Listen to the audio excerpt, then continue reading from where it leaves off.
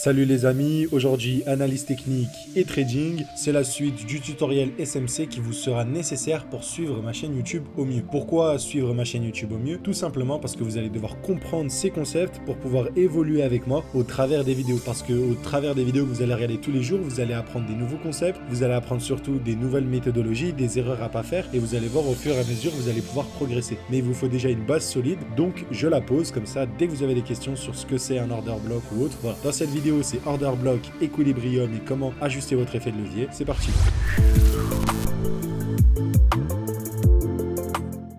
Alors, qu'est-ce que c'est un order block? Un order block, c'est le mouvement baissier à l'origine de la hausse et généralement à l'origine d'un change of character. Hop, si je vous le montre ici, ça c'est l'order block. En gros, si vous voulez, c'est toute cette phase baissière à l'origine de cette impulsion haussière qui a causé un change of character. Pourquoi c'est important? Ce order block qui est vert, qui me dit c'est une zone d'achat pour le Bitcoin, ok? Il doit être dans une tendance haussière, donc je dois avoir un change of character. Le prochain order block que je vois, soit vous notez toutes les bougies rouges, ok, à l'origine de la hausse pour avoir une grosse zone, soit vous êtes plus méticuleux et vous voulez réduire votre champ d'action et vous vous dites c'est la bougie rouge à l'origine de la hausse. Donc simplement ici l'order block ce serait cette bougie rouge à l'origine de la hausse, mais du coup ça c'est pour vraiment rentrer en cas urgent, c'est-à-dire que l'order block soit petit, qu'on se retrouve pas avec une grosse zone. Mais si vous voulez l'order block, et surtout pour les investissements, et on le verra dans la dernière partie, c'est que ça vous donne des grosses zones où vous pouvez DCA littéralement, pas besoin de RSI ou autre. L'order block c'est une zone où vous allez pouvoir bien accumuler, pareil pour les fair value gap, etc.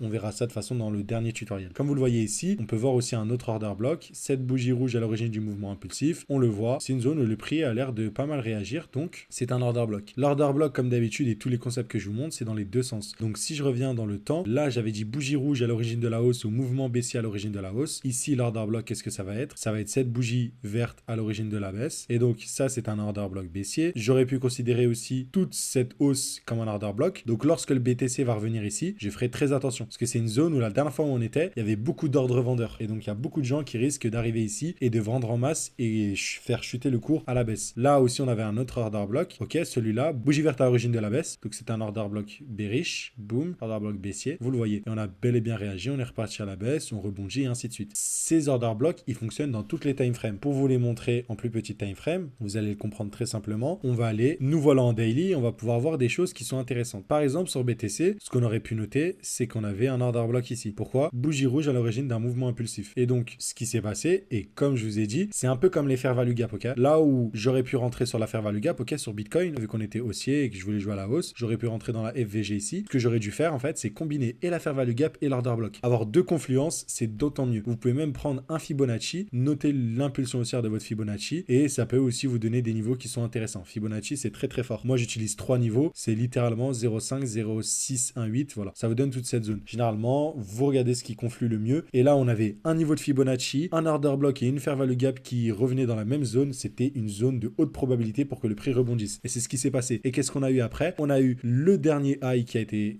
cherché, donc la dernière zone de liquidité qui a été cherchée. Boom, trade gagnant. Pareil ici, ce qui s'est passé maintenant, c'est que on a cassé l'order block, mais on avait aussi une fair value gap et on a rebondi sur cette fair value gap. Donc c'était aussi intéressant. Maintenant, ce que vous pouvez noter de plus sur votre graphique Bitcoin, c'est que lorsque je descends en plus petite time frame, on le verra aussi dans la dernière vidéo, c'est que l'order block ici que j'ai vu en weekly qui était très très gros comme ça, là je peux le réduire simplement à la dernière bougie pour vraiment limiter et me dire si ça descend à ce niveau là, là je rentre. Je vais pas commencer à DCA sur une très grosse zone. Et vous le voyez, c'est une zone où le prix réagit à la hausse. Et pareil dans l'autre sens. Donc ici on avait eu un gros mouvement baissier qui a causé un change of character. Ok, pourquoi? Parce que là on était haussier sur Bitcoin et là on vient de casser le dernier point bas avec un mouvement impulsif. Quelle est la bougie verte à l'origine du mouvement impulsif baissier? C'est celle-là. Je la note comme ça, order block baissier. Encore une fois, on est revenu dedans, on est reparti plus bas. Bref, tout cela je le fais très rapidement, mais c'est à vous d'aller les repérer et les comprendre. Parce qu'au fur et à mesure, vous allez voir cet order block, si, ça, etc. et vous allez comprendre. Généralement, vous avez vu cet order block, j'aurais pu aller en plus petit time frame lâcher en daily pour aller encore scale ma position encore plus, pour avoir des plus petites bougies et un peu plus de précision. Mais vous l'avez compris, si je combine du coup dans une tendance haussière, très simplement, hop, ici vous le voyez, si j'arrive du coup à avoir ça dans la tendance haussière, rentrer sur les fair value gap que je verrai ici, ça va être cool. Donc là, je vais long. Et lorsque j'aurai un market structure shift. Donc je verrai que le dernier point bas s'est fait casser. Et bien là, ce que je vais attendre, c'est que je vais attendre du coup tout le mouvement aussi à l'origine de la baisse. Ce sera l'order block. Je peux le scale sur une bougie. Donc bougie verte à l'origine de la baisse ou bougie rouge à l'origine de la hausse. Là, ce sera bougie verte à l'origine de la baisse. Hop, je le note. En même temps, je vois une zone de fair value gap ici. Donc là, j'ai une zone de confluence entre order block et fair value gap. Je peux à cela ajouter un niveau de Fibonacci. Je vois qu'on est dans ma zone, il y a un niveau de Fibonacci qui est intéressant. Si je vous le montre comme ça, voilà, imaginons que c'était comme ça. Voilà, il y avait un niveau de Fibonacci qui était intéressant. Donc je vais mettre quoi? Je vais mettre ma position short ou je vais me mettre à vendre dans cette zone-là parce que je sais que le prix va descendre plus bas. Change of character qu'on a ici, plus le retour dans l'order block baissier, la fair value gap et un niveau de Fibonacci. Triple confluence, voilà. Et c'est comme ça que vous allez utiliser les concepts de smart money, c'est pour pouvoir vous positionner, acheter au meilleur moment, vendre au meilleur moment et comprendre ce que l'argent intelligent fait sur le marché et suivre les gros portefeuilles en fait, suivre les gens qui font bouger le marché. C'est pas des retail qui traitent sur un support qui font bouger le marché, c'est les institutions. Maintenant, après l'order block, ce que vous pouvez ajouter, c'est ce qu'on appelle un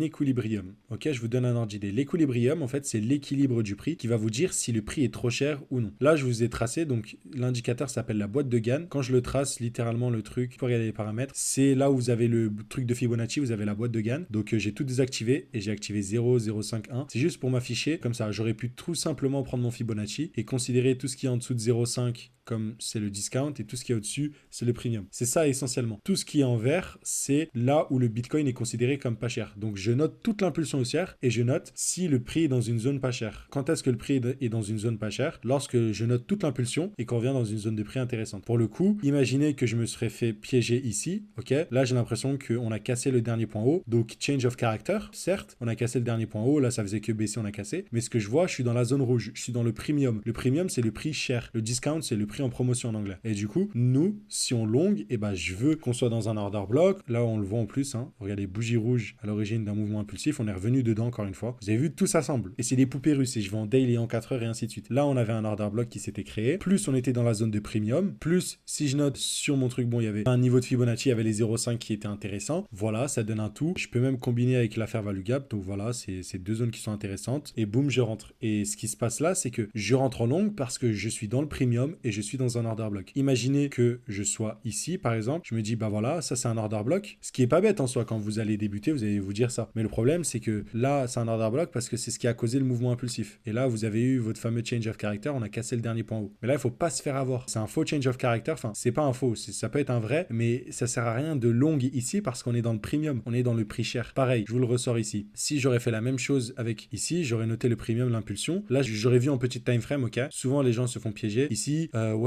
c'était baissier, hop, on a changé la structure. Ok, on a changé la structure, vous pensez, mais on est dans le premium, donc chercher à acheter ici, c'est pas cohérent. Donc, utilisez les order blocks, les fair value gap, les equilibrium, vous allez être un master. D'ailleurs aussi, si pour revenir sur les order blocks, là, on aurait pu se dire, vu qu'on est dans le premium, vu qu'on est dans le rouge, on cherche des shorts, littéralement. Vous vous dites ça. Ici, on a un order block, ok, on a une bougie verte à l'origine d'un mouvement impulsif baissier. On est revenu dedans, on est reparti plus bas. C'était cohérent. Order block baissier, plus on est dans la zone de premium, là où le BTC est cher, donc on va viser une zone de prix où le Bitcoin est moins cher, donc on peut viser des points bas, ok, des zones de liquidité. On pouvait viser ce niveau-là. Après, viser les liquidités internes, ok, donc on pouvait viser cette fair value gap et ainsi de suite. Vous comprenez que tous les concepts que je vous ajoute, et ben vous allez les accumuler. Là, on pouvait noter aussi un order block, il fallait faire attention, ainsi de suite et ainsi de suite et ainsi de suite. Donc tout ça, c'est des trucs que vous devez absolument maîtriser et pas vous faire avoir. Donc ayez les fair value gap, les order blocks, les change of character, vous devez vous habituer à voir avec les bougies ce qui est vrai, ce qui est faux. Genre ici, ne pas vous faire avoir juste grâce à l'équilibrium, ok. Des fois, il y a beaucoup de bruit, beaucoup de mèches très manipulées, donc faites très attention et les plus grosses time frame priment le plus. Mais on verra ça dans la dernière partie. Et du coup, là, vous le voyez, grâce au premium et au discount, donc l'équilibrium, l'équilibre du prix, je peux établir si c'est une bonne zone pour acheter ou une bonne zone pour vendre, tout simplement. Maintenant, le dernier point que je voulais aborder, c'était pour gérer votre effet de levier. Votre effet de levier, c'est très simple à gérer. Je vais vous mettre deux positions, short, etc. Beaucoup disent, ouais, levier 100, c'est pas bien, c'est trop. Ça veut rien dire, les amis. Je vous explique comment un levier fonctionne. Un levier, c'est juste un amplificateur d'un mouvement, tout simplement. Ne cherchez pas à faire des calculs complexes ou je ne sais quoi. Imaginez que le prix monte de 10% ou le prix descend de 10%. Et bah, si j'ai une position, imaginez, je suis à l'achat sur Bitcoin, ok. Le Bitcoin, ok, je suis en long, en gros. Le Bitcoin augmente de 10%. Ma position après 10% si je suis en levier 1. Et si ma position perd 10%, bah, en levier 1, j'ai perdu 10%. Cependant, si j'ajoute des leviers, si j'ajoute un levier x5, ici, au lieu de gagner 10% de ma position, je gagnerai 50%. Parce que 10 x 5, 50. Ok, 50%. Et pareil, si je perds, et bah, je perdrai l'impulsion baissière de Bitcoin qui est de 10% fois mon effet de levier. levier, tout simplement. Du coup, comment j'établis mon stop loss? Par trade, je mets 5% de mon capital. Imaginons, j'ai un capital de 200 $. Par trade, je vais mettre 10 $.